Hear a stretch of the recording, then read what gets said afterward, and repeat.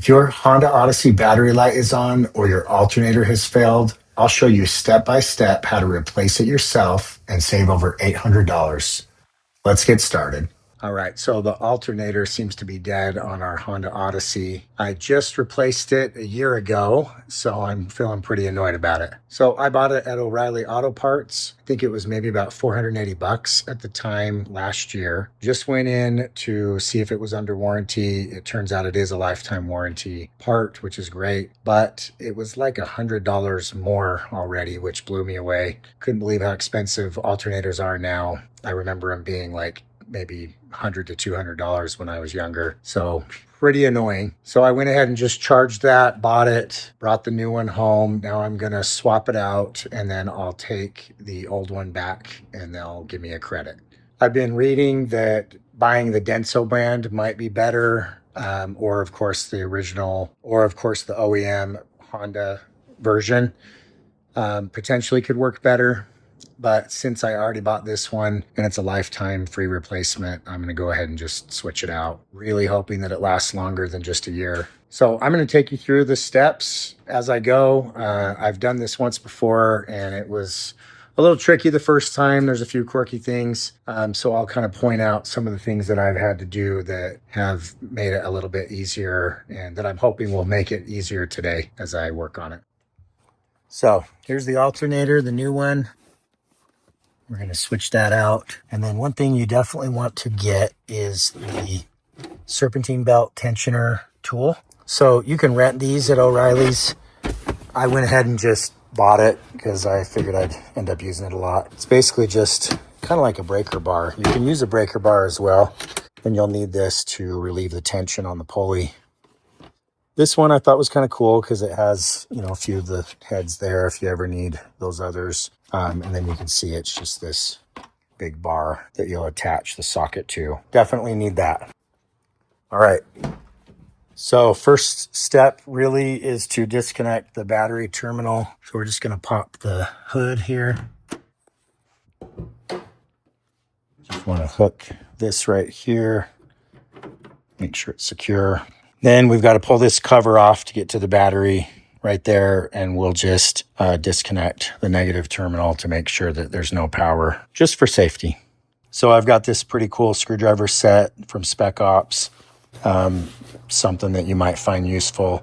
I'll make sure I link to this in the description, but you can just use the flathead to pop off these little things right here to get the cover off, and then we'll be pulling the engine cover off as well. And I think we'll probably just pull this off too, just to make it a little easier to get to the alternator, which is down in there. Also gonna need a little socket set. I've got this Husky one. You can really use whatever set you've got, but I'll be sure to link to this and some others in the description that you can take a look at if you don't have one. So you just wanna get your standard wrench here. We're gonna need the classic 10 millimeter. So for this, we're going to need the little adapter here. So you'll just put that on and that. So I also bought some of these gloves.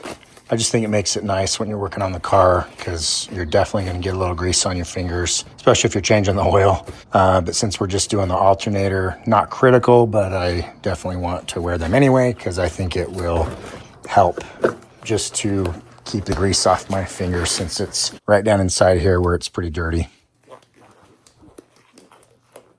All right. So you got to just take the flathead and kind of lift up on these little clip things here, and you can just set them in this nice little tray. It's kind of cool. I guess we don't need to move that one yet. So we'll just do this. It's pretty easy with the flathead, and then you'll just pull this cover off and then you can access the battery. And we're just going to set this aside along with the other tools there. And then we'll remove the battery terminal. One thing you want to do is just inspect the battery. Inspect the terminals here, make sure there's no corrosion. I think these look pretty good. That one is getting a little bit there, but I mean, it looks pretty tight to me, like a good connection. So I don't think that's contributing to the problem. The issue that I was having is the battery light was coming on in the car. The red light looks like a battery symbol, and that led me to start troubleshooting. I was able to put the voltage meter on here on the battery terminals and see that it was less than 12 volts, which tells you that the battery is not getting a charge. Then I took it into O'Reilly's. They ran a test on the battery, said that it is good, but it is low, of course. So we need to charge that up. The alternator they did a test on, and it did confirm that it's bad, which is why the battery is not getting a charge. So something you'll want to probably do, depending on your situation, you can take it to O'Reilly's or Autozone, and they'll do a free test to diagnose whether the battery or the alternator are good or bad. So we've got the 10 millimeter we're just using to loosen this up so we can disconnect the terminal here. Just wiggle it a little bit, pull that off, just kind of set it aside like that. Now you can feel confident that you're safe as you work on the alternator. All right, so now we're gonna get the engine cover off. So we're just gonna twist with the flathead these little clips here, and then see, you can just lift it right off. Just kind of lift it up and out. That way we have access to all this right here without any issues. All right, we got that off, and so next step is to get the tensioner pulley bar, and we'll put it on there. We'll loosen up the tension and then get that belt pulled off of the alternator. All right, so this to me is a little bit of a pain. It just takes a bit to get the bar onto the pulley there. You need a 14 millimeter socket that you attach to it. As you can see, you could use a breaker bar if that's all you have, or you can rent one of these or buy them at O'Reilly's or AutoZone. So I've got it on there. I went ahead and did it on this side of the hose here. You're gonna bump into the hose, but if I do it on this side, it just feels like it bumps into this. So you can try it that way. If you look here, you start pushing up on it, and you can see the belt and the pulley moving. So just be careful with that hose and just push. And then you're gonna start right down here, removing the belt. It's loose, so I'm gonna just pull it off of the alternator, which is right down here. And don't take the entire belt off from all the pulleys. If you can help it, just try to let it drop off of the alternator only. All right, here's something to look at. I just pushed and it moved this and it broke. So let me show you. This little piece broke on it. So because of that, I suggest taking this off potentially. So you can kind of move that. And that just gives you a little more flex in the hose there. Wish I would have known that before. Didn't have trouble with that before, so you might not, but just something to consider as you're pushing up on this. Now that gives me plenty of flex. All right, now we're gonna remove these connectors that are on the alternator. So there's a little rubber cover down inside there. So we'll pull that off. And there should be a 10 millimeter nut underneath that we'll use to pull that connector off. Probably need both my hands to do it. And then we'll get the other connector here off as well. Okay, as I've done a little bit of research, thank you to some fellow YouTubers who have helped me understand that it's going to be much easier to pull off the power steering reservoir here and then the coolant reservoir as well. So we'll just pull these off. You can see there's a little clip there. And then down below, you can see there's a similar style of clip like this at the top. And then one video was saying you can actually remove these brackets as well. And the whole point is to just get a little bit more room right here to be able to slide the alternator out and get the new one in. Because as you can see, it is pretty tight. So you can also take this hose off right here. I'm considering that. And then even removing this to give the AC hose here some flex could help as well. From the last time I did it, I don't recall removing all those, so I don't think it's completely critical, but definitely could make it a little easier. So I'm just going to take these off, these cables, and then kind of consider if I can get it out without removing all this first. So we'll go from there. I did confirm this is a 12 millimeter right down there. So you remove that rubber boot, and then you've got a 12mm socket to pull that off. Then you can see that blue one down there. That's just kind of a pinch and pull type clip. So I'm going to work on getting those off as well. So this broke loose pretty easily, and now I'm just using my hand with the extender to kind of twist and get it loose. Don't want to lose it. Ooh, it's easy to lose. You might want to get some little needle nose pliers to grab that one out, to grab that one out. So you can just see how it's coming off now when I pull up. So I'm going to get this other one undone as well. All right, I was able to get those connectors off. This bluish one was kind of tricky. You definitely have to try to squeeze it from kind of the right side of it, like the end of it. So let's see if I can get a shot of it. So on the side, it's hard to show you. So on this bluish clip, you need to push right here on this side. So you're kind of pushing and then pulling at the same time and jiggling it, and you'll eventually get it out, but it is pretty tough, a little bit challenging. Then I just pulled this one off, and now I'm using a 12mm for the top bolt to get the alternator free, and then a 14 on the bottom. Okay, I was able to loosen this top bolt. It's a 12mm, and it was a little hard to get to move, but was able to budge it loose. It's that one below. So you can see the one on top. It's this one down here. That's the 12. I decided I am going to undo this right here to just kind of give this hose a little more flex. Try to get it out of the way a bit. Make sure you're going the right way.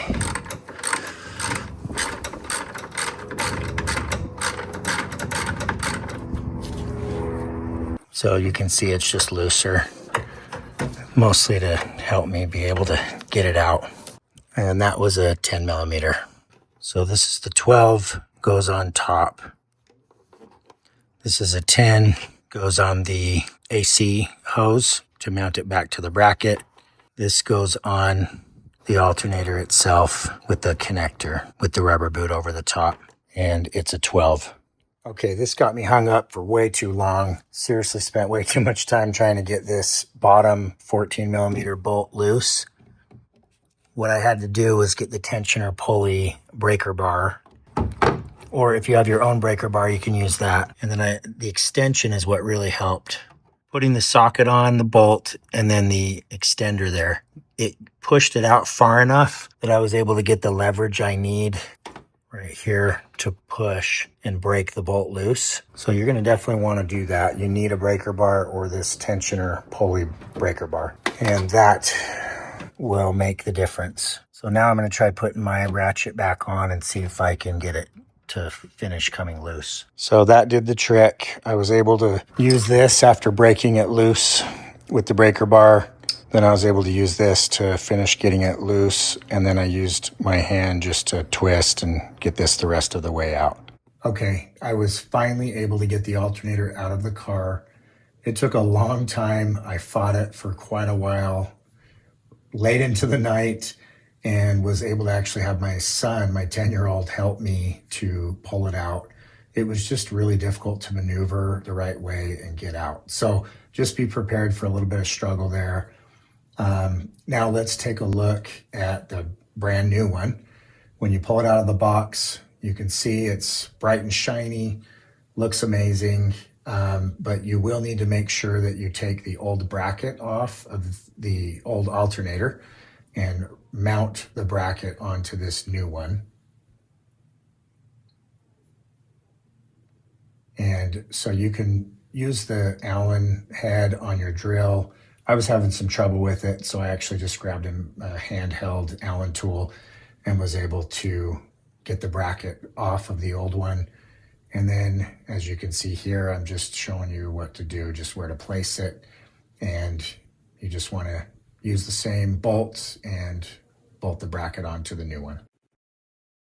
And I was able to get the alternator down in there. So it's basically just maneuvering it, kind of moving these hoses and the coolant thing out of the way. And then you'll find that there is a bushing behind that bolt there, and you are going to need to move it a little bit out of the way. What helped me was using channel locks. There's several different methods that I saw on other YouTube videos that you could consider. It took a while, but I was able to finally get the right positioning of the channel locks. And then when I was squeezing on them, the bushing was able to slide over enough to allow the alternator to just fall right into place. And then I was able to finagle it a bit to get the bolt in and start threading it by hand. And then I tightened it down and then was able to do the top bolt there under that bracket. And then I even tightened the bracket as well.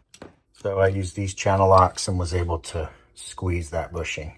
You have to get this bottom part on basically the bracket, then get this top part onto the bushing. So then when you squeeze down on the channel locks and the top part is pushing against the bushing, you squeeze hard and it'll move over. Took me several tries, but I was able to get the right position and get it. Okay, I finally got the belt on. That was a bit tricky because it did fall off of some of the pulleys. So I'll share a diagram that I used to help guide me on this. It was pretty tricky, but if you just follow the diagram and kind of follow the route of the belts around the power steering pump pulley and then the crankshaft down below, then you'll see the two small pulleys in the middle, the idler and the tensioner pulley, and then you're trying to get it around the alternator pulley right there. I'd say just pause here on this diagram. You'll see two images here. One's a little closer, and that should definitely help you. Did have to use this bar to move the tensioner pulley. You push up on it once you get it on the tensioner pulley bolt, and then it moves, and you can then have enough play in the belt to be able to get it around the alternator. You're probably gonna have to fuss with it a little bit to get it. Everything feels good though. Make sure it's all smooth and fitting on there well and snug. Now it's time to hook up the coolant thing back, and we'll put the power steering reservoir here with the hose connected again, and then we'll fill it up. All right, just started it up. The light is off. No more red battery light. Smells like coolant. All right, so we got this put back together. Fired it up. Everything's looking pretty good. The belts look good. No squeaks. Got all these connectors tidied up and back on. Mounted this coolant overflow back. Mounted the power steering reservoir back. Filled it up again since it leaked a bunch out. I'll probably need to top it off again here since it's running through. So far, so good. Also reconnected the negative terminal there for the battery and put the cover back on and put this cover back on. All right, we're gonna test with the voltmeter. Check this out. It's looking good. The battery before was like 11.2. So now we know, it's great. Don't forget to like and subscribe for more helpful videos from Dan Good Dad.